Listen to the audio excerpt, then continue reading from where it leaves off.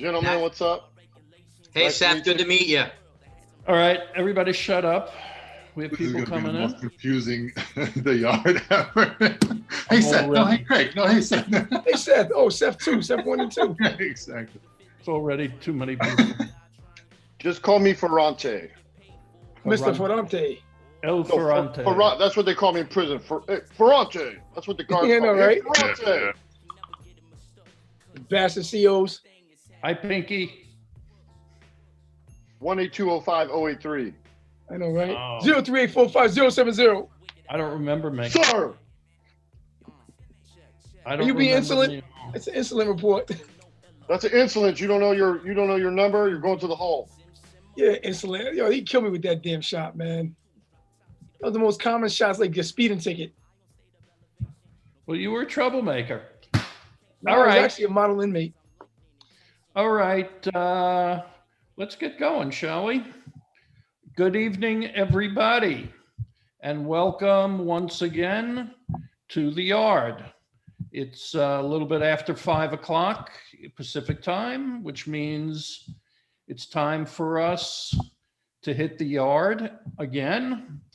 In addition to those of us who are joining us in our Zoom room, we're also being seen on Facebook Live, on Twitter, on YouTube. I feel sort of like Larry King on CNN. So we're being seen by hundreds of thousands of people, and soon we're going to be seen by millions of people in prison. We just struck a deal whereby we will be on hundreds of thousands of tablets inside of jails and prisons across the country. The Yard is a production of Commissary Club, which is the first social network for the 70 million Americans that have a criminal record. My name is Richard Bronson. I am the founder and CEO of Commissary Club, as well as 70 Million Jobs, which is the national employment platform for people with records. I'm joined by my good friends and teammates at Commissary Club. Number one, the rapper to the stars, my good friend Divine. Hey D, how are you, sir? I'm great. Thanks for having me. Thank you for joining us as always. And we also have former NBA legend, LA Laker, the great Seth Sundberg. Hey Seth, how are you, big man? Richard, you are putting a lot of mustard on that, boy. I tell you what, a lot of mustard. You're going to be in the Hall of Fame by the time I'm done. Hey, only on the yard, brother. Only on the yard. In front of me. You know, in prison, you can reinvent yourself. You can be anybody you want to be. That's right. You got your LeBron James, you got your Michael Jordan, and you got your Seth Sundberg. It's common that those three names are all put together. I know. Of course, speaking about Hall of Famers, we're also assisted very ably by another one of our teammates, the very wonderful Adrian Hatter, who's sort of running things behind the scenes. Before we get started, as I always do, a couple of housekeeping items, and then I'm going to be introducing our guests. On the yard, like on Commissary Club, ultimately our goal is to connect people. And our big vision is that folks with records should be available to one another, to serve as role models, to even inspire one another. And for people who haven't got a record, we'd love those folks to see people that we have as guests, to see them as human beings, not necessarily the crime that they've committed or their rap sheet, but to connect to their undeniable humanity. Our goal is also, as much as possible, with a very limited budget, to kind of create a experience for everybody about what it's like to be incarcerated. We think that if people understand that, only good things can come of that. So we're going to be taking you out to the yard in a little bit. The yard is a place that exists in pretty much any prison or jail. It's a big, flat, empty field generally where people have some freedom, get a little sunshine, maybe fresh air, and connect and share and laugh and yell and argue with each other, share some good news and maybe share some bad news. We would love everybody, as far as our guests are concerned, number one, to stay on topic as it relates to the in-prison experience. That's what we're focused on. Certainly, there's a lot to be said for how people get to prison, what they did and what the world was that brought them to that place. And certainly, more importantly, it's what they're doing now out of prison. But for the Yard, we want to talk about what it's like in prison. So please, everybody, let's stay focused on that if you can. For the folks who are watching and listening, please do ask questions and make comments by using the chat function on the bottom of the screen. But again, try to focus your questions and comments on the in-prison experience. From time to time, we are known to bring people onto the Yard with us so that they can share in the conversation or ask questions or yell at us or whatever you feel motivated to do. If you do have something to say or just want to hang out with us, message Adrian through the chat function again, and we'll see what we can do. So without further ado, I'm going to ask everybody to join me in an exercise that we do on every episode of The Yard. I'm going to ask everybody here, all of our hosts, all of our guests, and everybody else who's participating, please, first of all, just take a deep breath. It's been a tough day for many. Just take a deep breath and let your breath out slowly. After you've done that, please close your eyes. The idea here is we'd love you to get a little air into your brain so that your mind has the freedom to wander a little bit and your imagination can roam with us. People on the Yard, people in our audience, indeed people in prison and jails. I mean, they come from all kinds of backgrounds. There are people who are very, very affluent. And there are people who come from very middle class world. Some of them come from, a world of economic challenges and hardship. They struggle week to week to pay the rent and put food on the table, certainly. And I think it's fair to say that over the last 14 months or so, taking care of basic needs has represented a huge challenge for many, many people. So maybe with your eyes closed, you can sort of put yourself in this position. Maybe it resonates with you, maybe it's a stretch, but see if you can relate to this struggle as if it were your family going through it. That your family is feeling the pinch, that you're having trouble paying the rent and the landlord is losing his patience with you. You've got a son who's in high school and he is the light of your life. He's a great kid. He's always gotten great grades. He's never had a moment's problem for you. Your family, your son, I should say, he knows full well that the family's going through a tough time. And being the kid that he is, he wants to pitch in, he wants to help. Now, your son has friends that he's grown up with who are involved with dealing drugs.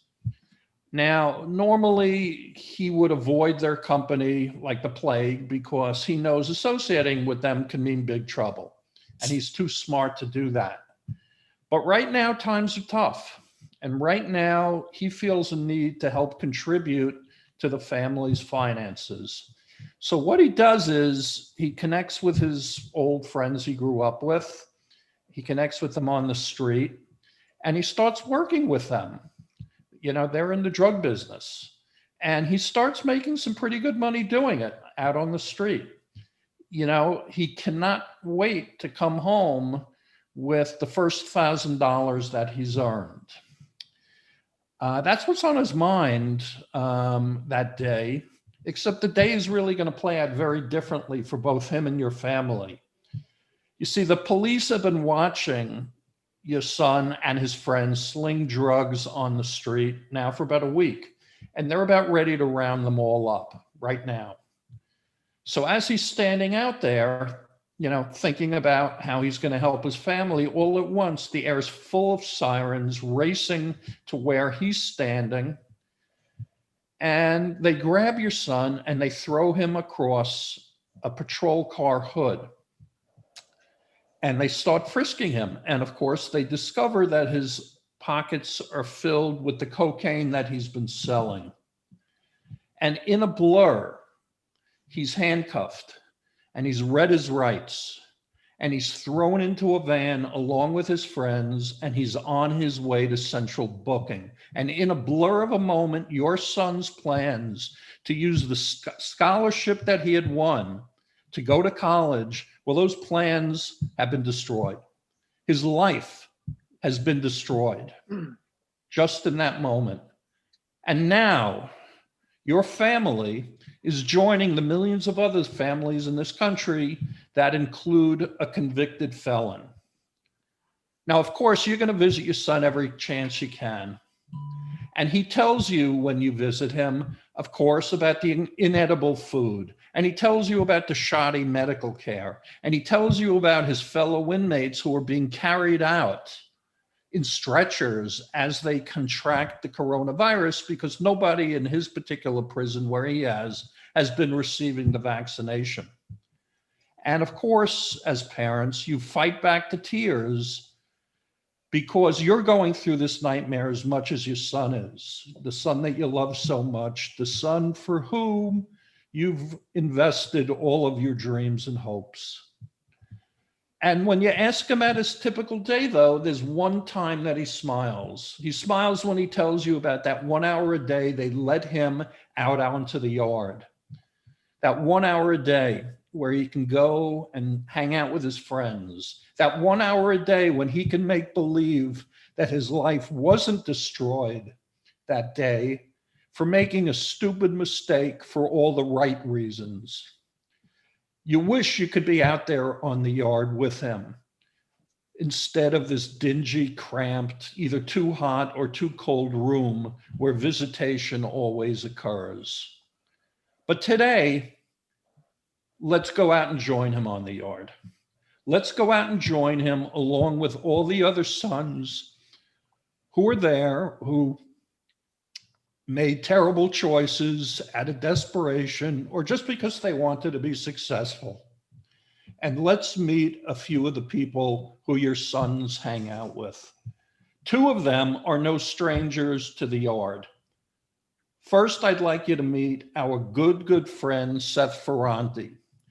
Seth wanted to turn on the world when he was younger by selling them LSD and pot.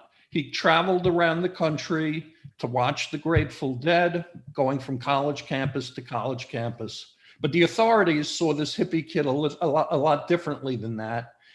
And they slapped him with a 25-year prison sentence. Now, like so many others with long sentences, Seth started writing, and Seth discovered he was damn good at it. He started publishing books and he wrote films. And when he got out, he was part of an amazing documentary that's appearing right now on Netflix. It's called White Boy. And if you don't check it out, you'll be missing it. I promise you, you'll love it. Check it out, White Boy on Netflix, and welcome, Seth. Great to have you back, brother. Thanks, man. You know what? I think I need to hire you as my publicist. Man, you got That a was gift, awesome. Richard. That was awesome. I'm telling you, man. I don't think I could pay somebody they couldn't have done it that Hey, good. you know what? We're doing a meditation class on Commissary Club, and Richard's leading it. So Awesome. Today's yard story was just that was a tearjerker, Richard. I'm sorry, man. It sounded like my life. Yeah. Yeah, it got to me too, D. Joining Seth is another dear friend of ours, Craig Cecil. Craig's story is amazing. 20 years ago, Craig was in business leasing tractor trailers. That was his company. He made a mistake one day because he leased one of his tractor trailers to someone who was in the business of hauling tons of marijuana. And Craig ended up getting implicated in the whole mess. And Craig received, get this, a life sentence. That's right, a life sentence for being peripherally involved with marijuana. Seth served a lot of time, but a couple of months ago, Seth received an interesting call while he was in prison. Wild. All these Seths and Craigs. I don't know if you're talking about me or Seth or Craig or Craig. You said Seth instead of Craig. You said Seth. That's his middle name. I'm sorry. Craig Cecil received a call, an interesting call while he was in prison. It was from the Trump White House. And Craig received word that his sentence had been commuted and Craig was set free, as he is right now. Now, Craig is spending his time working to help and free others who have also been incarcerated because of selling pot. He works with an organization called the Last Prison Project, an amazing organization. Craig, my brother, it's wonderful to see you. Craig. Welcome to the yard, Craig. Thank you. Okay. Once again. Welcome back. Yeah, round Welcome 2. back. All right, and then last but not least, certainly, we have someone who's new to the yard. And of course, his name also is Craig. His name is Craig Rothfeld. Craig's background is actually very similar to mine. He ran his own financial services firm, which got into some financial trouble. He ended up taking the fall for it, and he received an 18-month sentence in prison. But interesting, when he got out, like so many other returning citizens, Craig wanted to take what he learned and help others going through the criminal justice system. So he launched a company called the Inside Outside Advisory Service. When Harvey Weinstein needed to understand what awaited him when he was going to prison, he contacted Craig for help and advice. Craig, it's great to have you. Thanks for joining us. Thank you, Richard. Craig. Good to see you all. Thanks, everybody. Normally, I went on a whole big thing about talking about, the prison experience.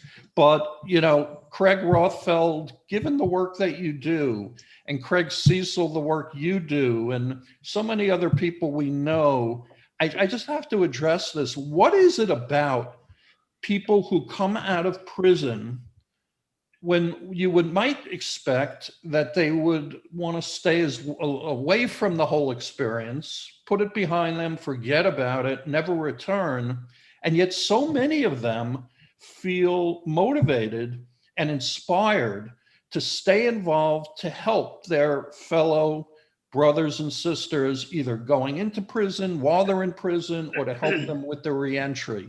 Craig Rothfeld, let's start with you. What is it about us that keeps us sort of connected to all of this? My answer might surprise you. I actually want to stay as close to the criminal justice system as I can to make sure I never go back. And I mean, that's just brutal honesty about me as a person. I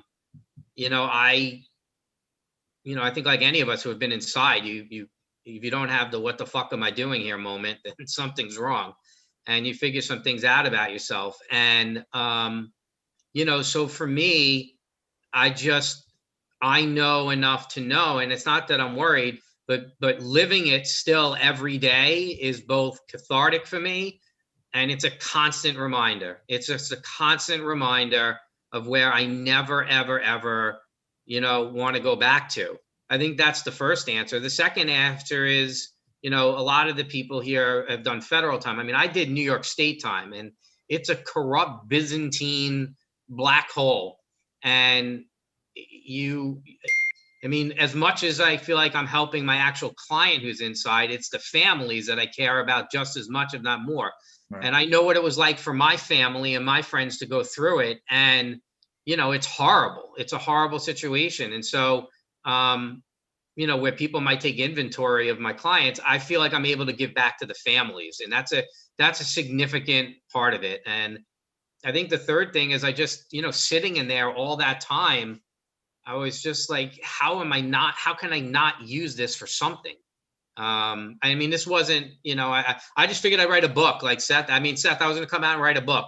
I'm still writing it, but that was the plan, and then get on with my life. And so I think that's it, Richard. It's those three things. Okay. But Thank you. Cecil, you're very much involved with something, you know, that directly relates to your experience. What's your motivation? A lot of it is, as you know, I spent 19 years in federal prison, and I went in as a paralegal, and I as a lifer, I couldn't be threatened with taking my good time. I wasn't afraid of going to the shoe. You know, I did my shoe time. So I led the fights about the food. I led the fights about medical. I wrote all the grievances for people, and every institution I was in, the warden knew my full name. But A hero. being in that fight, I also watched a lot of people that got out of prison and went to nothing. They had nowhere to live. They had no family support. You know, they were a disaster in the making. And sure enough, we'd see them back 6 or 8 or 9 months later because they reoffended. They started selling drugs again. They were on drugs again. You know, they were, you know, coming back because they had no hope. They had no future. So what I've been lucky enough to do is I've hooked up with the Last Prisoner Project, where I can help people getting out of prison. I can help them with some money to pay a couple of months rent, to buy some clothes, to just kind of jumpstart their lives.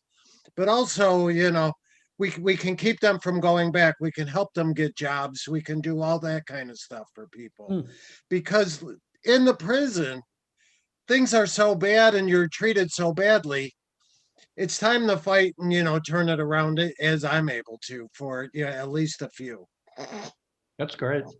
Seth, you're Seth Ferranti. This is going to be a class. Ronte. I was going to talk. Show I was going over. to talk about Seth Ferranti's artistry. You know, he's a filmmaker and a writer, but I could certainly talk about your Seth Sundberg's artistry on the basketball court. Oh, I thought you were going to go my stick figuring. I thought that was the artistry. No. I am a skilled stick figurist. Watching you is watching a great, you know, ballet dancer.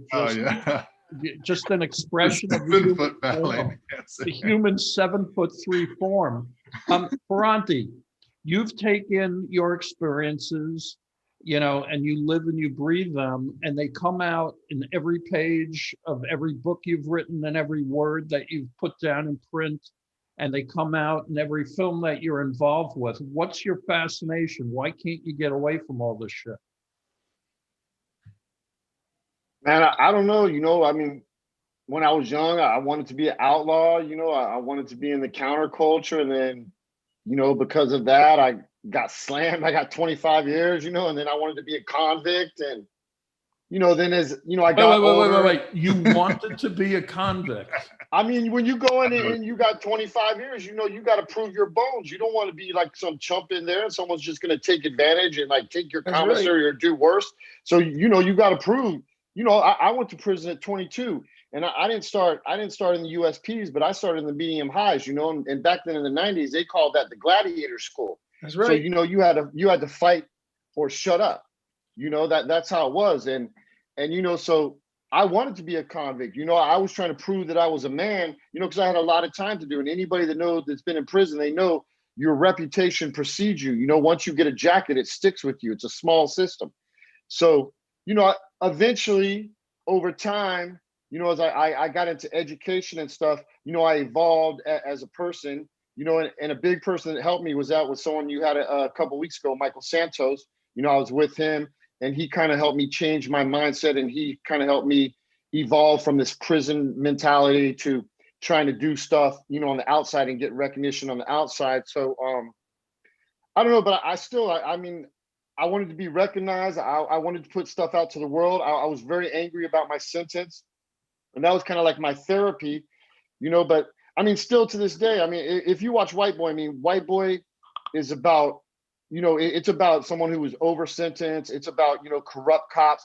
But I mean, White Boy is still gangster. It's still a gangster film, you know. So I mean, I like that gangster stuff. But now as an older man, you know, I can balance That's gangster shit. you know, that gangster stuff, you know, with the criminal justice reform, you know, and the systematic oppression, you know, and all the racial inequality. You know, I've learned, you know, where as a young man, you know, I kind of just, you know, more glorified it or romanticized it, you know, and I wanted to be that tough guy, you know, where now I evolved, you know, I don't have to be that tough guy. You know, I did stuff like Craig did, you know, I would help people, you know, in the law library. I would file grievances. I probably didn't go as hard as Craig because he sounds like he went pretty hard.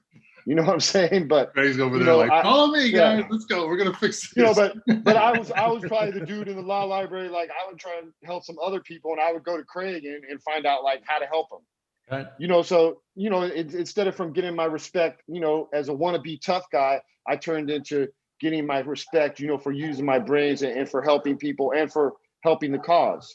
So D, as Seth was talking about his desire to establish himself as a tough guy, you were responding like, yeah, I get it.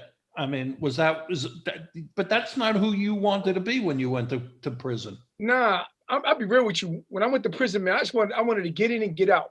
I had 84 months, 7 years. I'm like, yo, I gotta get home to my son. I gotta get back home to that money. Like that was, I didn't have no mistake about it. Like what I was gonna do when I got back out.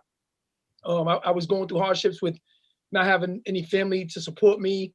You know, earning 12 cents an hour, to then getting in Unicorn, making maybe $1 an hour, where I was able to support myself with $100 a month. So it was like I was just more determined. Like, yo, I'm gonna just get through this as quick as possible, as straight as I can, to get home. You know what I'm saying? I wanted to get home. I wanted to get out. You know what I mean? But I do understand, like, I went to a medium high when I first went in the system. They test you. They put you on high to see what you do. I went through Oklahoma, the processing center at the time. Went through Oklahoma, went right to Ashland, Kentucky. Medium high, was there for 6 months. But yeah, I knew what it was. Like, you know, I understood the culture of prison just being, just intuitively. I knew what it was. You know what I mean? So you have to establish yourself.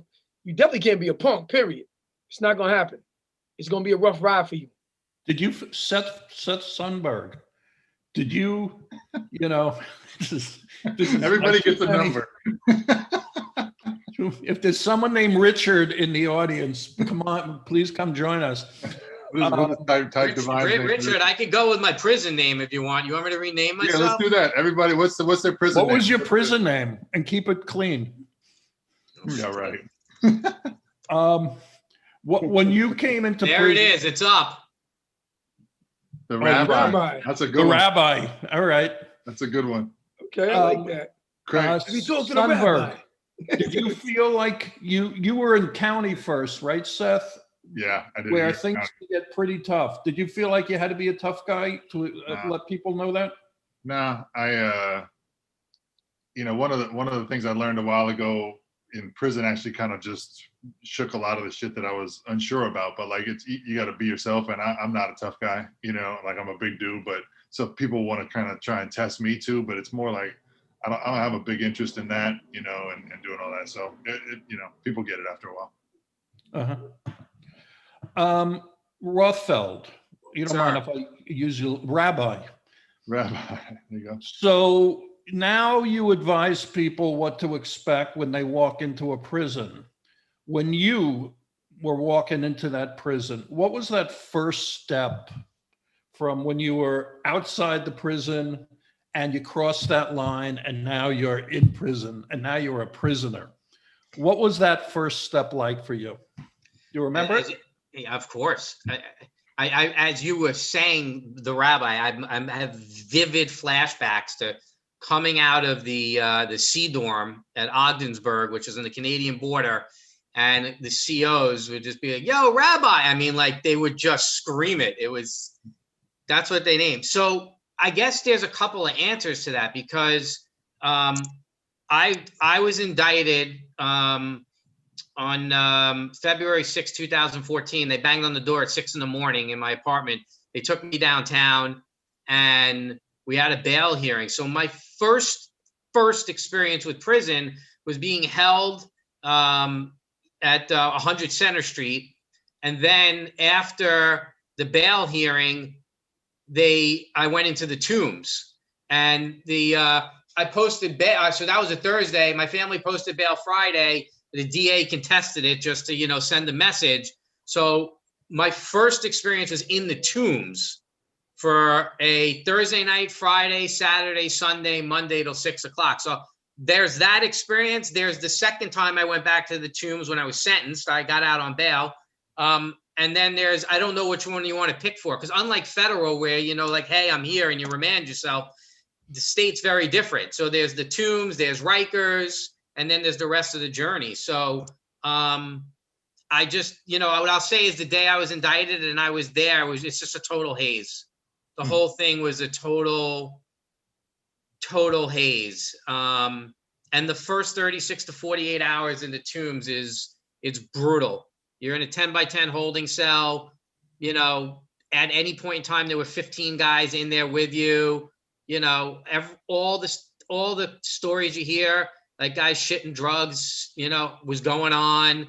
Guys were smoking joints in there. I mean, it was a circus. Mm-hmm. I mean, the cops were like in the middle of the bullpen. They didn't care. I mean, it was just, they didn't care what anyone did as long as they weren't going to beat them up. And I mean, I slept on the floor, on my coat, in my jeans that I went downtown when I got indicted. And I didn't get bedded. I didn't get a cell in the Tombs for 36 hours. And it was brutal. I mean, what's going to happen in my life. I mean, you're in total shock too. I mean, I have vivid memories, Richard, very vivid memories, but most of it, I think, was just, that time was just pure shock. Yeah. Absolute pure shock. Craig Cecil, you had gotten this ridiculous sentence, for being involved with pot. I'm here in California, where pot couldn't be more legal and glorified and commercialized, and beautiful stores it's like walking into Neiman Marcus, and yet you received a life sentence behind it. As you were going into prison, I know you kind of assumed at some point it would be overturned, right? But still, you had no idea when that might happen. So it had to be pretty damn real for you when you walked in there. How real was it? Well, I told you I started out at USP Atlanta back in 2002. And it was a pen back then. And my reputation from leading fights in the county jail had already preceded me. So I wasn't there for long, and they sent me to a brand new prison that was just opening. They sent me to USP Big Sandy, Kentucky. I was amongst the first 21 inmates sent there. Shit. But I got there, and of that first 21, 3 of them already had bodies in the BOP. They had already killed other prisoners. Almost everybody had more than life. And it just didn't seem like this was going to work out very well. It was not going to work out well. It couldn't go well. Did you fear for your life at that point? No, I was more confused because I was the only one with, no experience in prison. And of all things, they made me the lead cook. And I didn't know anything about prison food and cooking for a lot of people or anything else. But it did garner me some support from the people that liked the food and liked the fact that I would give them as much as they wanted. I didn't care how much they yelled at me. If they wanted 5 pieces of chicken, that's what they got. So I didn't last long as the cook, but it started me out on the right foot. I think. Made friends quick with the chicken, trust me. That's right. Thursday. Chicken's like crack cocaine in there. It's like stop hustling a Gotta brick. get my protein. Exactly. But then when they opened Like the law smuggling bricks. library, I was the first law library clerk. So I'm the guy they needed. You know, I'm the guy that could help them get out of prison, who could help them, you know, fight what the Bureau of Prisons was doing to them and all that. So what I did is I started basically giving myself worth. I was worth it to people, you know, because I could help them with this, I could help them with that. But when you're hanging out with some of these guys, there was very few of you, so you couldn't really avoid them. And there were guys there that had killed other inmates in the past. So these were pretty hard guys, right? What, I mean, were you just smiling and you were just Craig, you know, just the sort of, you know, you weren't living in fear, you know, you weren't making chicken all day, I'm sure. No, as a matter of fact, when I went into the prison, I was just the opposite of when I went out. When I went in, I did more listening than talking. So. 19 years later, I was the one making all the noise. Durante, you were a kid and you went in there knowing you were going to be there for a while, but you were into, you know, selling LSD and pot and colleges and whatever. I mean, so that was not your world, right? A tough guy in prison. No, I mean, it was culture shock, you know. I mean, and like I said, a tough guy, but I said a wannabe tough guy too. So it's like, you know, you put on a mask in there. You know what I'm saying? So you put out this hard image, but really it's to keep other people away. You know, like I really wasn't comfortable, you know, being myself until, you know, probably like 7, 8 years in, because it was such culture shock to me. You know, because I was a military brat. I grew up in the suburbs, so you know, being thrown into prison, you know, with like gangbangers, you know, mafioso, you know, bank robbers, you know, dudes like that. I mean, it was definitely like, you know, I mean, I just kind of, you know, I was quiet, but you know, at the same time, you can't. I mean, if someone, you know, tries to violate you, you know, you got to answer in kind, you know, because it's like if you get a reputation, you know, something, it's going to follow you, and then it's going to be open season. And really, in prison, when it becomes open season, the worst people are your own people who are going to come at you. Really? Yeah. Well, we have a very special guest because 6 of us is not enough. 7 is the lucky number. I want to welcome to our family and to the yard, Roger Cullen, who just joined us here. Roger has told us that he was just let out of Colorado State Prison. Roger was down for 39 years. Yeah. And now he's out. So welcome, Roger, and welcome home. Welcome, brother. Roger. Congratulations on your release. Really, it's amazing to have you here, and thank you for joining us. How long have you been out?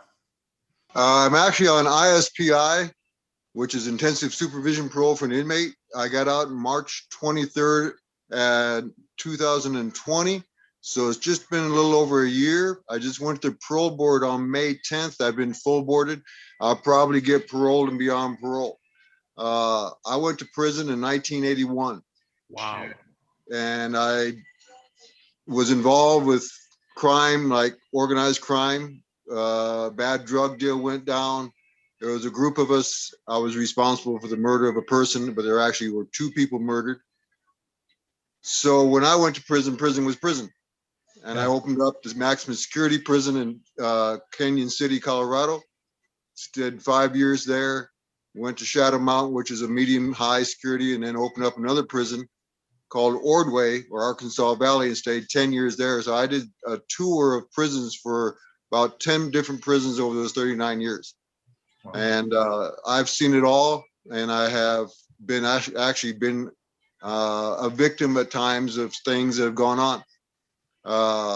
You know, so I'm listening to you guys. This is my first time I actually had an opportunity to get on here to hear you guys. I've been trying to get on. sometimes my schedule has been a little tight, but I'm glad to hear what some of you are saying and hearing. My story was a little bit different. Yeah, it sounds like so what are you doing now, number one? Well, I am a shop manager for a Hell Pro Co., which is a dentless paint repair and collision shop here in Denver, Colorado. I've been a shop manager there for that 7 months.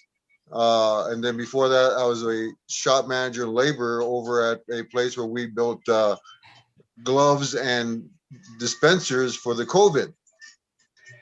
When I got out, it was interesting. I got out of prison on 39 years, came to Denver, and the city was on lockdown like a prison because of the COVID. Yeah. No, absolutely. Very similar.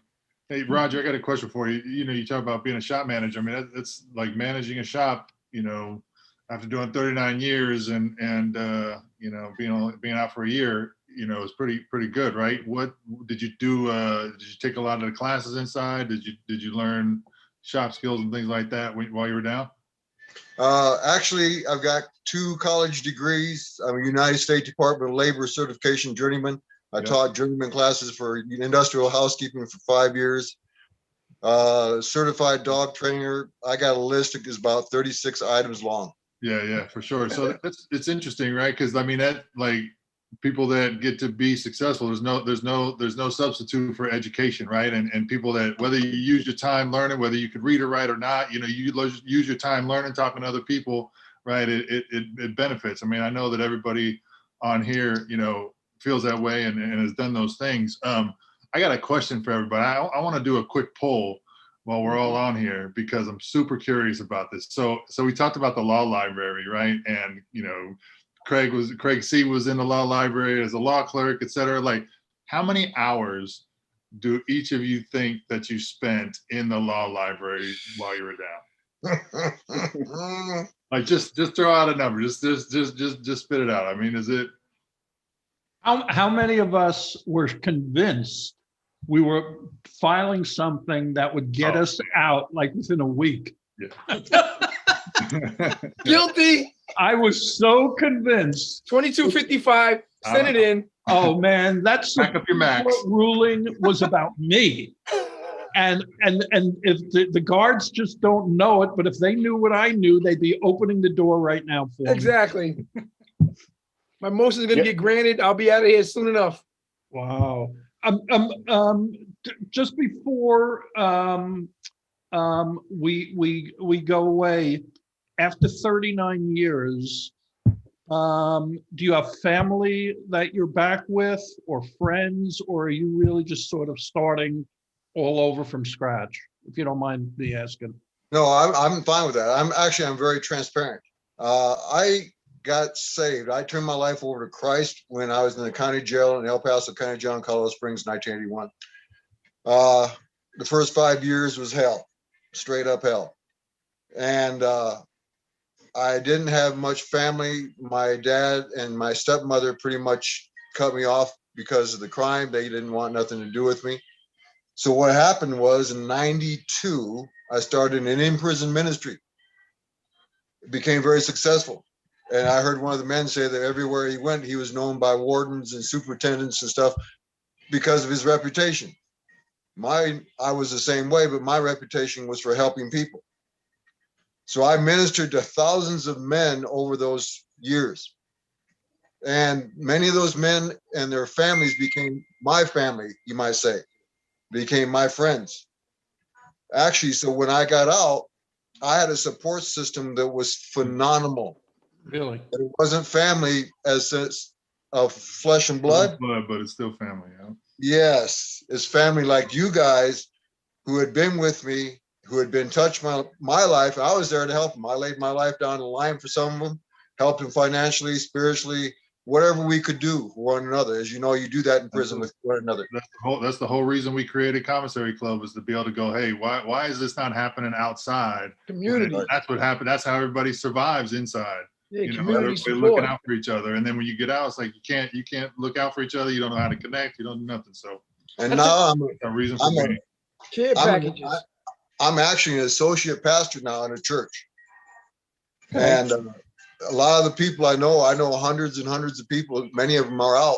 And so they have been there beside me since I've been out, helping me walk through this, all the emotional, mental transformations and transitions you've had to go through. Yeah, what kept you so like, what fortified your mind, man? Like 39 years, man. That's a long time, man. Absolutely. What was it that got you through it? Like, was it? It had to be like a daily routine. Was it spiritual stuff? Was like, just give me an idea of what, Sure. What kept you sane, man? Well, it is. I will tell you, it was spiritual. It was my relationship with Christ first and foremost. I struggled my first 5 years trying to be a Christian in prison, because the concept is you're to treat people with respect and love one another. And I found men wanting to try to abuse me and hurt me at times. And I'm a fighter from past. I martial arts, boxing and stuff like that. And I can be very violent. So I didn't want to do that. But after I realized, I don't have to be a coward and I don't have to be a doormat, I kind of stood up for myself. And when they found out that I could fight, and you know what I'm talking about, nobody on this program doesn't know what I'm talking about. Then they said, whoa, you're a different kind of Christian. And I said, well, you're a fighting Christian. You look at Christian out that was out there with the machine gun in that movie. I forgot the name of it. This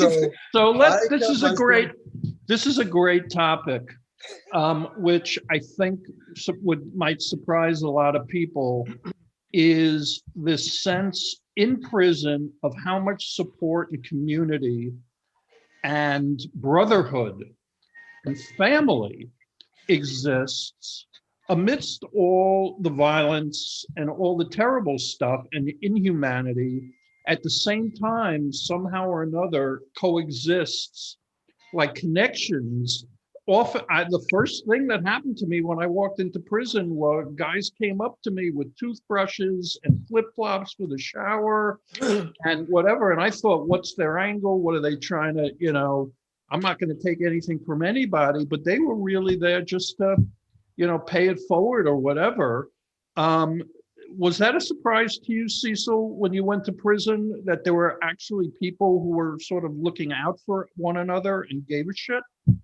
Oh yeah, even amongst those first 21 inmates at the Big Sandy Penitentiary, since they knew I was the new guy, I didn't know any prison rule, prison jargon. They interpreted for me. They told me the rules. I mean, mostly in a good way. They took in my situation, and really all of them reached out to help me, even the ones that had reputations for killing people. Yeah. I think you find that a lot in federal prison versus state prison. I've been very different in state prison. I've been in both environments. Exactly. Well, explain that, Craig. I mean, it is not. Yeah, I mean, that is not what it's like in state prison. I mean, when I spent I did 4 days in the Tombs. I got bailed out. Then when I was sentenced, I was in the Tombs for 3 days. And then I went to Rikers. I spent 5 weeks and 3 days at Rikers. And I mean, I'm not standing up, Seth, but I'm 5'6" on my best day with my best shoes. I mean, I'm a Long Island white Jewish mama's boy, and I walked into Rikers, and like food. I mean, look, the way I explain it is, think of like a World War II hospital dorm, just a big, rectangle. Was where the bed, and you got 20 beds on the left wall, 20 beds down the middle, 20 beds down the right, and 60 guys in the dorm. There were 58 when I walked in, and 43 of them were Bloods. Oh, and the top 4 Bloods were staked out in the 4 corners. And I mean, yeah, I was hoping not to get killed. I mean, someone walked up to me when I got there. I mean, I found out 10 days later that they thought I was an undercover cop. Thankfully, and I say this seriously, thankfully they steal your NYSED number when you get in there. They steal your ID number, and they have their people on the outside run it to find out whether or not you're a real criminal or not. Yeah. So like they did that pretty quick with me. And then, look, a lot of the racial, stereotypes that you can think or not think. I mean, I was one of 4 white guys in the dorm. It's 43 Bloods, and everyone else was either like Latino or Mexican. And half the people in there wouldn't even talk to me because I was white. And You know, a couple of them figured out that I could read and write, and you know, everyone's talked about what they gave back. I mean, I did a lot of reading. I did a lot of Spanish to English translation the 5.5 weeks I was there. And you know, ultimately it worked out okay for me. But I mean, I saw all hell break loose in there many times. And so initially it wasn't that way, Richard, but I was very smart. I never used my intelligence as a weapon, ever. I knew enough to do that. And ultimately what I figured out was in that dorm, as long as you weren't doing anything to threaten their business, because there's more crime in prison than there is outside of prison, in my opinion. As long as I wasn't doing anything to screw up with what they were doing, they were going to leave me alone, right? They didn't want to hate crime because I was Jewish. I wasn't getting up in their face, so I steered clear of it. But no one was looking. In state prison, no one's, 90%, 99% of the people you're going to meet aren't looking out for you. There are a couple of people that you can get that little community with. It's very different than federal. I mean, there are no minimums in state. There's 4 minimums at a work release facilities. So I worked in the library. I didn't work in the library. I worked in a library with a guy that was in there for, got 25 to life for murder. I mean, you know, the state's very different than federal. Yeah, I was in Rikers too, as well as federal. And it's like you say, it's a world of difference. I like to point out something. We're talking about like the differences, the world of difference. And we talked about this before, Richard, on the yard, where the prison experience for somebody who comes from a criminal background, they're in the projects, they grow up, you know, most like person of color that's in the projects and living this criminal lifestyle. When they go to prison, they experience it in a whole different way. There's no shock, there's no surprise. We know what it is. And then you have people who come from a white collar background. Seferante, he said a military, Richard yourself, Wall Street. It's a whole different experience. It's crazy how you have the like socioeconomic background plays so much in how somebody experiences prison and the justice system in general, right? Divine. It's the most startling thing to me about Rikers was how many times everyone I met there that would talk to me had already been in. 2 times, My point 3 exactly. times. One guy talked about doing a 5-year bid, like he was like, you know, going on vacation. Exactly. I mean, it was like, I remember being in the holding pen before I got to my spot in Rikers. I thought I was at a camp reunion. I'm not even joking. So that is a very widely held kind of belief that people who haven't gone through the criminal justice system, many of them hold, is that there are certain people who want to be in prison, that that's their best life they're going to lead, that they belong there, they know it, they get 3 square meals a day. 3 square, what's 3 hots and 3 squares of bed and 3 hots in the clothing. cot. 3 hots Yeah, in a cot. yeah. 3 3 hots in hots the in a cot. cot. Yeah. And that they have friends there, and we talked last week about they keep their sneakers white and their clothes, their khakis pressed. Yeah. And it's like, it's not so bad for them. And I always tell them that's bullshit. Nobody wants to be in prison. You go there one day, you'll understand. Nobody wants there. But is there something, Ferranti, that like with certain people who feel like this is where they belong? You know, I mean, isn't that that'd be a pretty terrible thing if that were true, but does it exist? No, this is what I think personally, and I've developed this more as I've gotten older, you know, after I did 2 decades, and, you know, I've been out 7 years, but like when you're in there, like you act like it's nothing because it's alpha male society, man. Everything, it's like machoism, you know, to the 150%. So everybody acts like, oh, this ain't nothing, brush it off, whatever, you know, I'm macho, I'm tough, I'm this, I'm that. But really, when you start looking at, so that's the attitude. That's like how Divine said, like, you know, the dude's coming, oh yeah, 5 years is nothing, you know, whatever, I can do this, you know, all my homies are here, you know, and even like me, after you've been in for a while, you know, after I, you know, had done like 7, 8, 9 years, you know, I know a lot of people, so you start acting like that. But really, when you think about it, man, it's, you know, and anybody that's older and has reflected and been through it and came out the other side, you know, and kind of lost that prisoner mentality, you know, it's a dehumanizing experience, right? I mean, because anybody that's been through transit and the way they run you through, and they strip you down, and you got 60 dudes standing naked in a line so you can bend over and cough, and they can, look up your butthole. I mean, that is the most dehumanizing experience. But when it's going on, when you're in there, it's casual. You act like this ain't nothing. That's the mentality that people develop, but as you get older, or you've been through it and you come out the other side, then you realize, it's such a dehumanizing experience. And yeah, so I think even those people that act like, this is where I want to be. I mean, it's just, they're trying to be casual. They're trying to fit in. They're trying to say like, this ain't nothing. This is like no sweat off my back. I can do, like, I heard people, I could do time all day. Why would you want to do time all day? That's crazy. But it's for that machoism, it's for that alpha male society. You're trying to prove that I'm the elite of the prison. Because think, when you're in there, what else do you got? What else do you got? I definitely have to chime in on this, because when you look at people who come from a low socioeconomic background where criminal behavior and a criminal lifestyle is like the code of the streets, you going to prison is like a badge of honor. Right. If you go to prison, you're like the OG, you're like the dude that's looked up to. Oh, he went to prison. Like, oh shit, like the dude did 10 joints. Like, you know what I mean? So them type of dudes who are institutionalized like that and go in and out of prison, they never change from doing crime. I mean, I was one of them. I wasn't so far left that I wasn't able to break out of it. But it took me a while to break out of, recidivism and all these different things. I don't feel I was institutionalized, but I was definitely, I definitely, crime was my way of life. You know what I mean? Criminal activity was my way of life. So that always led to prison.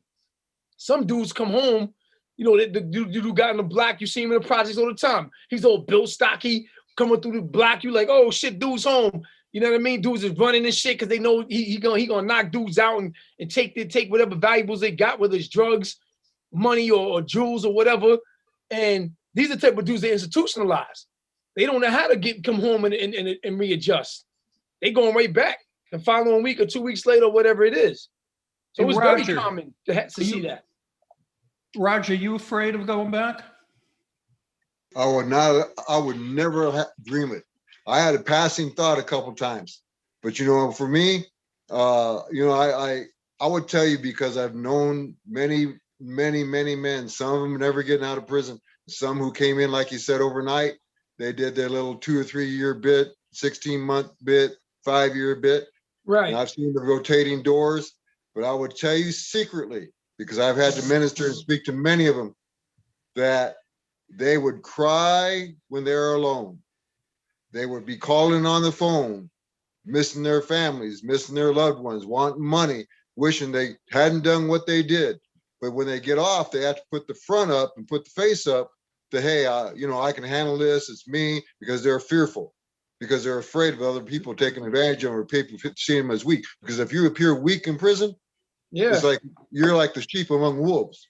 You know that. There ain't nobody on here doesn't know that. But I would tell you secretly, when they're by themselves late at night, they'll cry like a woman, brother. I've been there. Cry. Hey, man, how long is this going to be? Why am I not out yet? Why am I having to do all these years? Did you ever feel that way in prison? Huh? Did you ever feel that way? Absolutely. There are many times I ask myself, how much longer do I have to do? I fought my case for 18 years off and on. So you're talking about law library. Yeah, I've been in here many years. Do you feel you're institutionalized, Roger? Brother, I'll tell you, because I stayed positive and I kept myself in a belief system of what the Bible teaches, which was my standard of living, even in prison. Men respected me. Why? Because about 2 years into the system, I made a divine, you might say, a decision. And it cost me to stand on my own 2 feet and not become like the system. I fought everything against it. I didn't get tattoos. I didn't join gangs. But those men, the men, as they saw me do that, they gained a respect for me and said, you know what? He's real. You rejected, you rejected the stereotypical process that someone goes through when they go to prison. Oh, I'm going to get the tattoos. I'm going to fit in with the gang. I'm going to be the tough guy. Nope. This, that, and the third. You rejected all that. Yes. That spoke more to men, that gave them hope. than anything else. And Divine, I can relate to you, brother, because I knew many of men like you. Many of them are still my friends. So I relate to you. Thank you. in That means a things that lot, you're man. saying. Absolutely. So you And I didn't have will tell so you- yeah, because real quick, not to cut your wisdom, but when Seth Ferrante was saying was that he had to take on this role, right? He felt he had to take on this role, be something to somebody he really wasn't, because he was in an environment that was hostile, environment that was volatile. Anytime something could pop off, he knew he couldn't be weak. But it wasn't about him not being weak or being strong. It was about him just trying to be who he was, but he couldn't be that because his environment dictated it. You decided that, you know what, I'm gonna reject every prison stereotype that exists. I'm not gonna join a gang. I'm not gonna get tattooed. I'm not gonna be, brutalize people, be violent. And Divine, it's interesting. I know the Bloods, the Crips, and the Notorios and Serenos and stuff, GKIs. I know many of the shot callers that were in prison. And Right. I was, because of the kind of man I was, they knew they could trust me. I could Right. go and talk to them, many times intervene, stopping things from happening. Because after about 10, 15, 20 years, you got a little bit of respect. Right.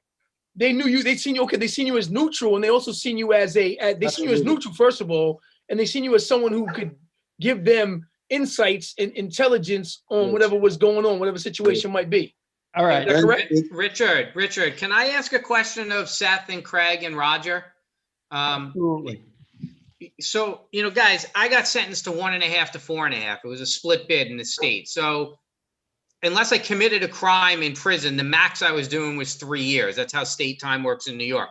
So, so I made parole and I got home in 18 months. And, people always say, oh, you're not to minimize time and stuff like that. For me, getting through the 18 months, I just set up like mile markers, like it was easy for me to break down the 18 months because there were things that I could potentially see that would get me to the next place. And while 18 months is still 18 months relative to Roger's 39 years and Craig, your time and Seth, the question that I always want to ask is, like, I can't comprehend doing that time. And I did 18 months. Like, what kept you going? Like, what were you saying to yourself All right. at all times? Okay. That's a great question, Craig. That applies to Roger and to Seth and to Craig. But we got limited time. So these guys could talk about this for 9 years each. So what I'd love to see is Cecil, give me a sentence in answer to Craig Rothfeld's very good question. You had a big sentence. You did a lot of time. For someone who did a short amount of time, which still seemed like a long amount of time, how the hell, what went through your mind? Did you figure out a trick? What did you tell yourself to get you through it? And tell me that answer in like a sentence or two. Well, I had a life sentence, so I never had an out day. But what I did instead is I made every day useful. I fought the system. I fought for my own case. I fought for other people's cases. So I replaced looking at an out date, looking at, how miserable I was. I replaced it with trying to make progress, trying to make myself. So you had a clear valuable. mission that you were working on. Right. And that's, you replaced the sentence with you're just going to work almost. Ferrante, you did 21 years, I think, something like that, right? Yeah. That's a lot more than 18 months, certainly. You were immersed in the world there. You had your own evolution. In 2 sentences, what got you through those 21 years? I set goals. I got 3 college degrees and I wrote books. I was really goal orientated. I didn't have the outside, so I had to, set goals for myself and accomplish them. And that got me through the day. That got you through. So similar to Craig in a way, in that you had very specific goals that you set and your day was structured. Sundberg, you were in the SHU. You were in solitary for how long? 4 months. How did you get through that? Because some people could lose their mind in 4 months in solitary. Sudoku. Sudoku. That's your No short push-ups. answer. Come on, Yeah, man. one word. I got one word for you, Richard. All right. I've never heard you answer with one word to anything before. So, all right. And I think, Roger, your answer would be you found religion. That would be what got you through, huh? Is that fair? I wouldn't call it religion. I found it to be a relationship with a person. And the Okay. person was Christ. And so I knew who I was, and I just determined I was going to make the most of every day, helping who I could and doing the best for myself every day until this thing got over with. So Christ became your model. Christ became your Okay. model, how you fashion yourself. Yes. Okay. So, in the spirit to continue these terse, pithy, short answers, let me ask you this one, the speed round, if you will. Rothfeld, quickly, what is something that would surprise people about prison? Unexpected. And in like 2 or 3 words, what surprised you or would surprise others?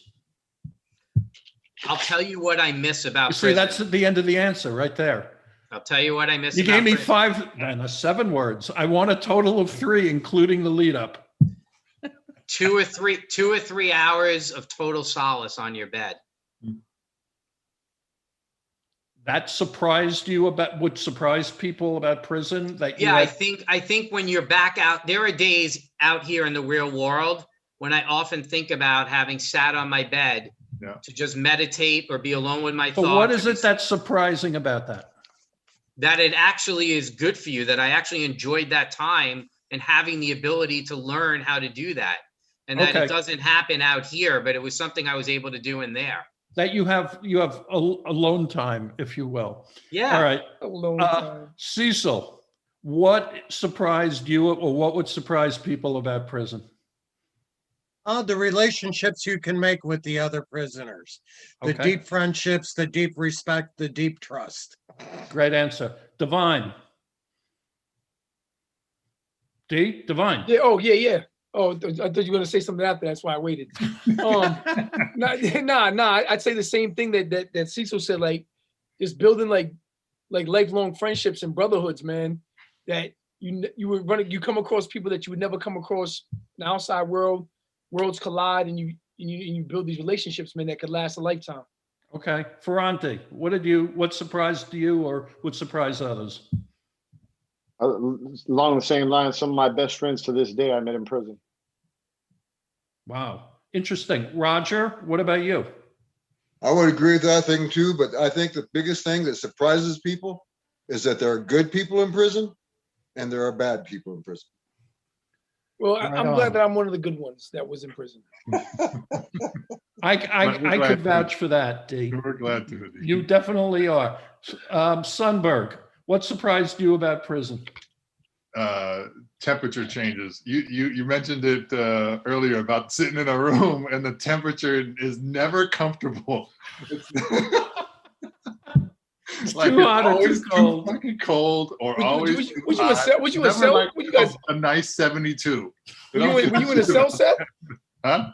Were you in a cell, or did you have a dorm, like a I'm dorm just with saying, the? anytime, man. I've been in cells, I've been in dorms, I've been in all this stuff, and it's never like a comfortable temperature. Like the dorms are too hot. It's usually more colder than it's warmer. And a lot of times when you're by yourself, it's just they freeze you Yeah, out. so you got to throw your hoodie on and shit. You know what I mean? Yeah, it's crazy. All right, we're going to keep this going. Regardless of how long you've been in prison, it has an effect on you. Rothfeld, what was the hardest part about getting out of prison?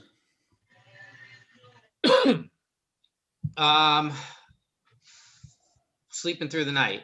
I have not slept through the night once since I'm out. And I get emotional whenever I tell this, and it's amazing that this is the thing. I couldn't sleep without darkness. And so I learned the t-shirt trick, like guys would be like, I'd never done it in my life. The guys said, listen, just put a t-shirt over your eyes. And I still sleep with a t-shirt over my eyes to this day. I slept with I can't do it. I can't sleep without those it. And it's so, earplugs I used to Yeah. use when I got out for the That's same crazy. reason. So, I'm sorry to hear that. yeah, it's so fucked up, but It is. That's crazy. I think in a way that, you know, like they talk about whoobies and stuff like that somehow saved me because I was able to sleep. And,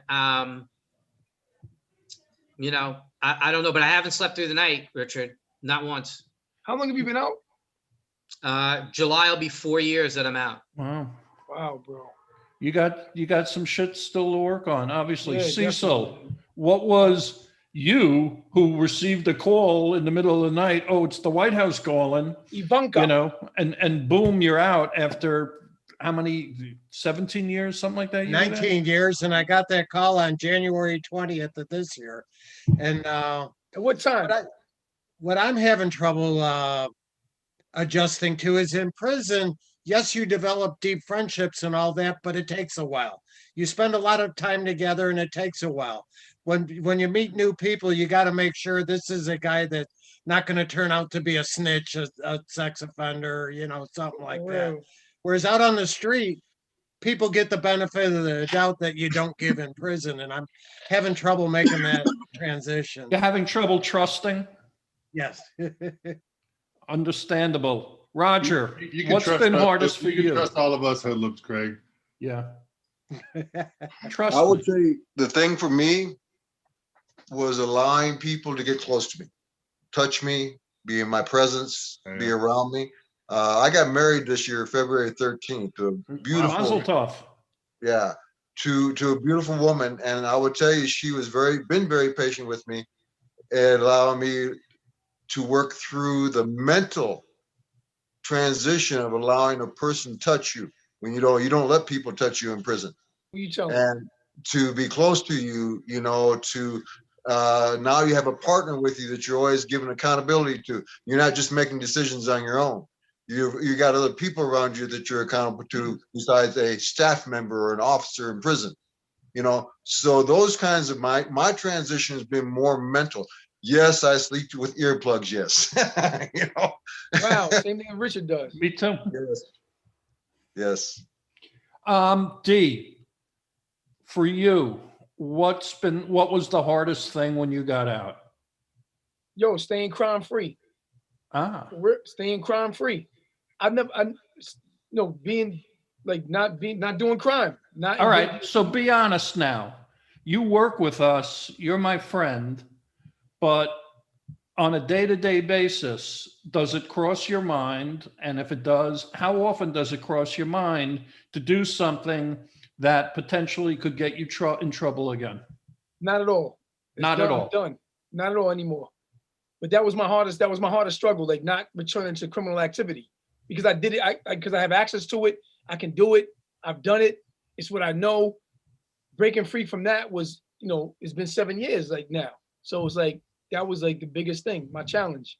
And I overcame it. So. Well, all I can tell you is, I like the way you think now, D. Thank you, bro. Tim Brown, who's in the crowd here, he said he's still using, I guess he's been out for 2.5 years, Tim, and he's still using earplugs.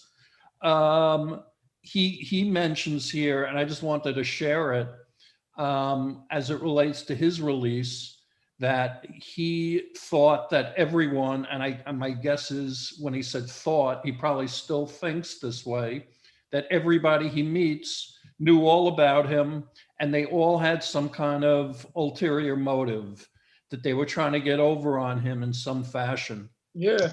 And, he ends his paragraph by saying, prison mentality sucks in the free world. It's a very, very interesting sort of concept, that what you have to be and how you need to think to survive there, really doesn't serve you so well on the outside. That's the institutionalization that you go through, man. A lot of people go through that. Yeah. Ferranti, what was hardest for you when you got out to being free? Technology, passwords. I went in pre-internet, You know, I had like a 1-800 beeper. So when I got out, you know, the cell phones and just, I had a hard time even, like it took me almost a year to like decipher between like, you know, like cellular and Wi-Fi. Like I just didn't understand like, you know how they say bandwidth, you need more bandwidth. I was like, what the fuck are they talking about? What is it? It's cellular Wi-Fi. It took me almost a year before I got the concept of bandwidth. Explain cryptocurrency then. How about that one? Could you do that? How much of that conversation do you think? I know I should have bought some Bitcoin like 2 years ago when it was at 3,000. Though I should have. Everybody's saying that. I know. You should have, would have. But how would you know? How would you know? You shouldn't have broken the law. That's what you shouldn't have done. Exactly, right? Sundberg, what was hardest for you? And I know it was not easy for you when you were released, was it? No, I was a mess. I knew I was going to be a mess too. I just didn't know how much of a mess. And it wasn't like there was one thing that was just like, oh my God, hard. It was like all of it together. But like, I couldn't sit with my back to like an open space, right? I always had to sit like in a restaurant, sit against the wall, you know what I mean? Make sure I could see everybody. And yep. And then learning like just the social nuances again was like, oh, even like buying, you know, groceries and going, okay, oh, look the checker in the eye, say thank you, hello, you know, got it, give the money, wait for the change, but don't leave without the change, you know, okay, got it, put your shit in the bag, don't forget your shit, okay, now go. You was a mess, man. You was a mess, bro. Fucking mess. But you're making progress, Seth. That's the Richard, good you're the news. only one left. Still working on it. Tell us, Richard. Rothfeld, tell us what you're doing now. Tell us about Weinstein too, if you don't mind. I don't know if that's unethical for you to do that, but at the very least, tell us about your business and make sure that you put a link so that if people need to get in touch with you, they can. So tell us about that. So the company's called Inside Outside Limited. We are a prison advocacy and advisory firm. And I have 24 clients right now incarcerated or on their way into the New York State Department of Corrections and Community Supervision.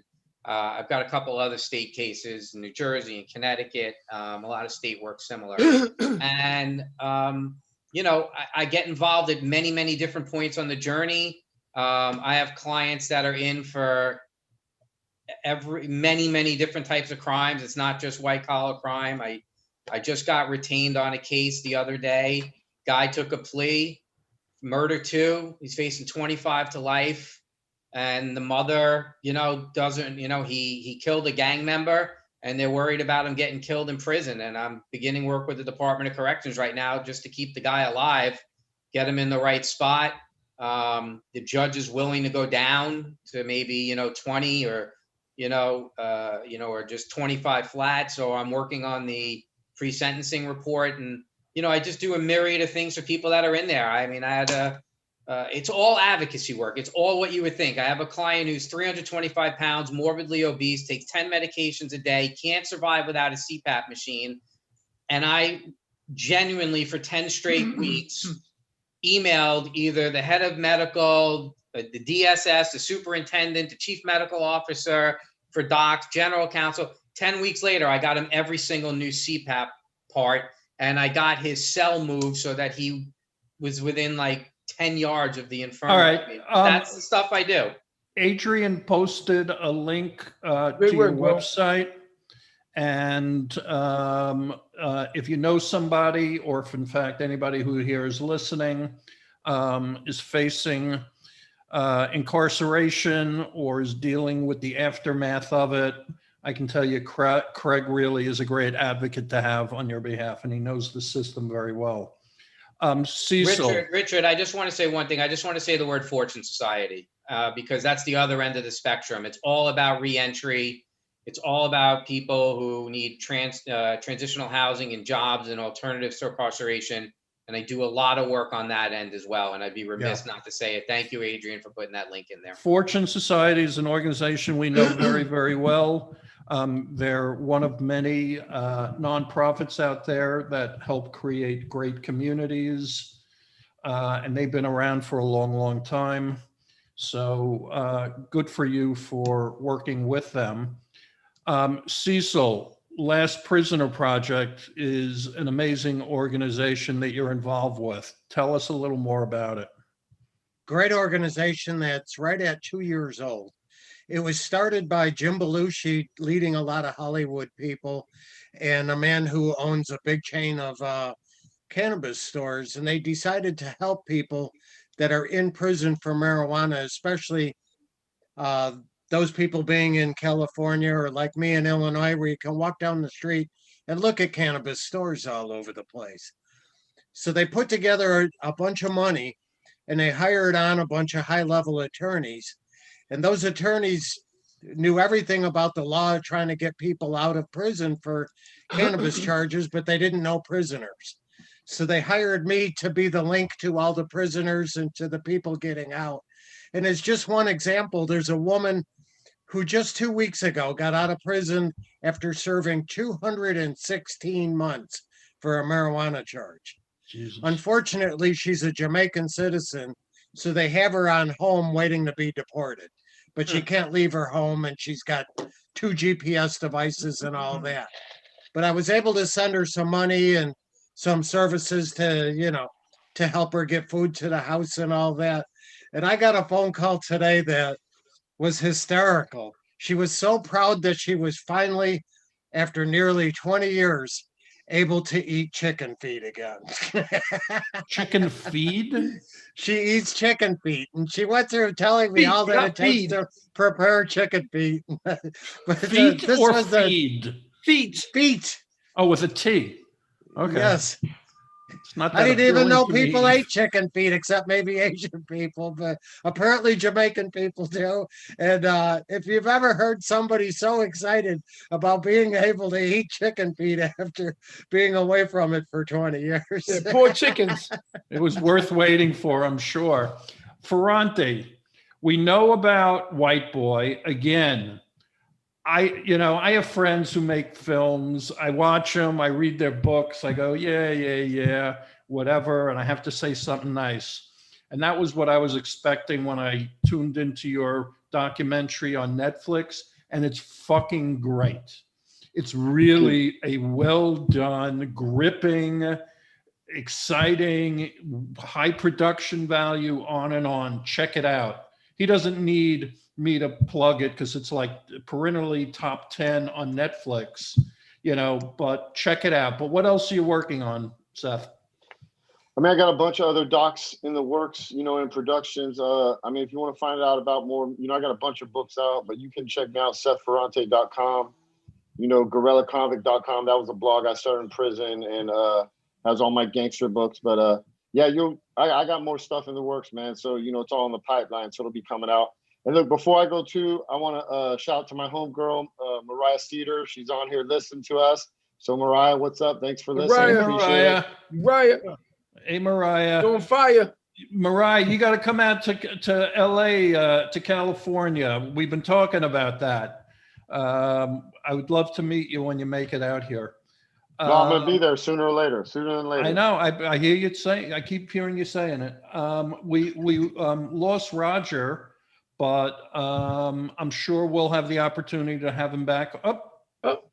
You spoke him up. He's back. Look at that. That's Adrian. That's a champ behind the scenes on the job. The voice of God. Yeah. Roger, tell us what you're up to. Can people get a hold of you?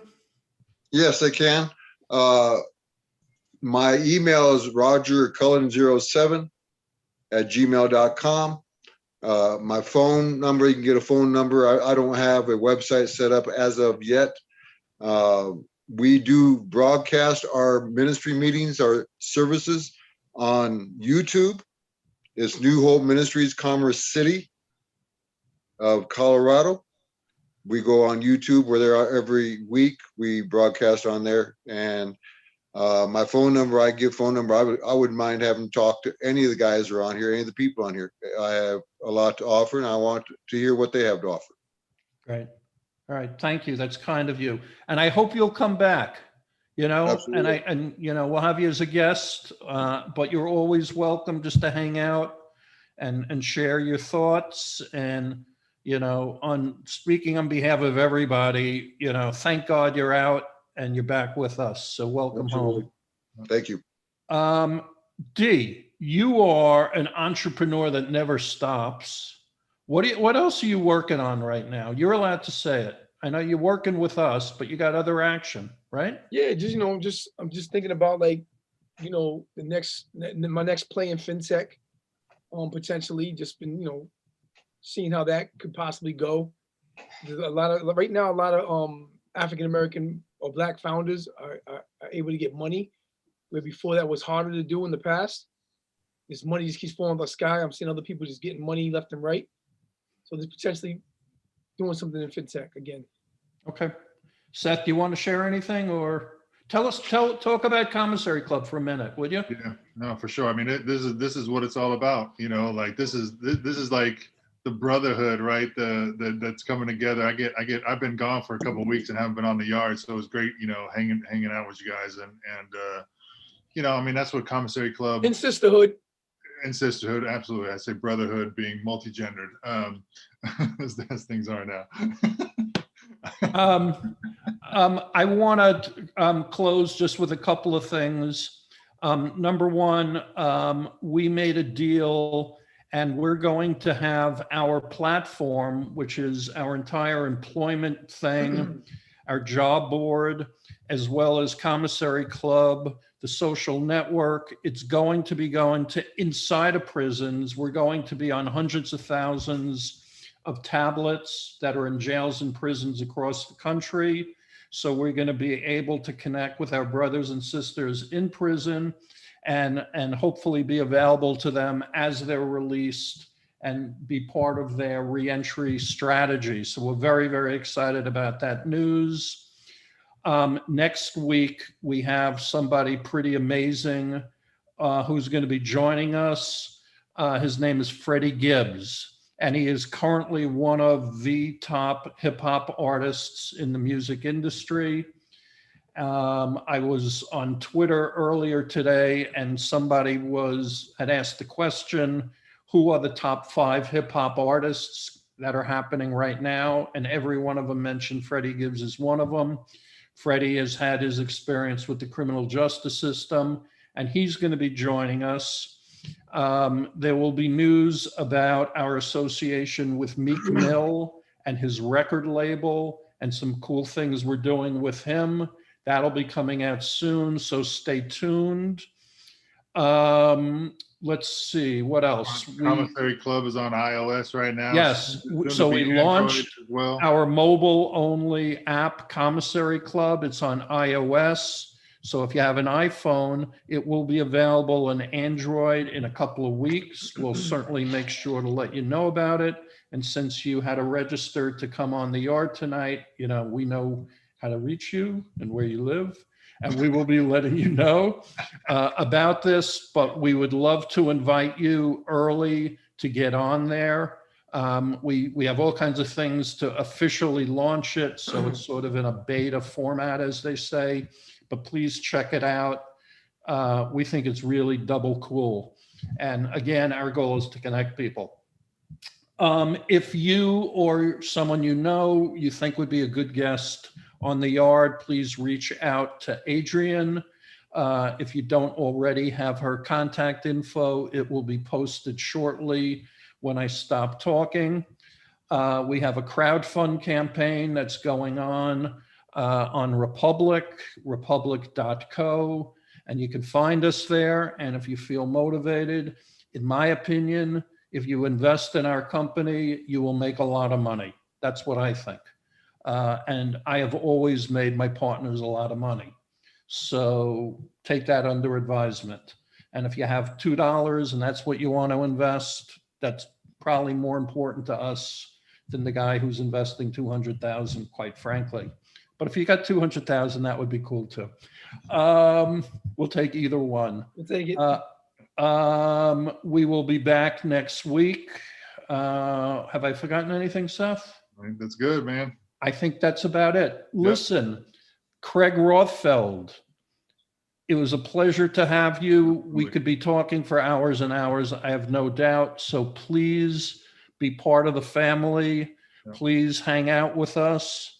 Cecil, you are always a pleasure, and it always does my heart good to have you here and to see you smile. You know, it's really one of the nicest things I can think of in my life. Ferranti, my brother, you are a monster, and you just keep amazing me more and more with all you bring. Yeah, okay. Other than that, but Ferranti's amazing. Brother. Again, check out Netflix.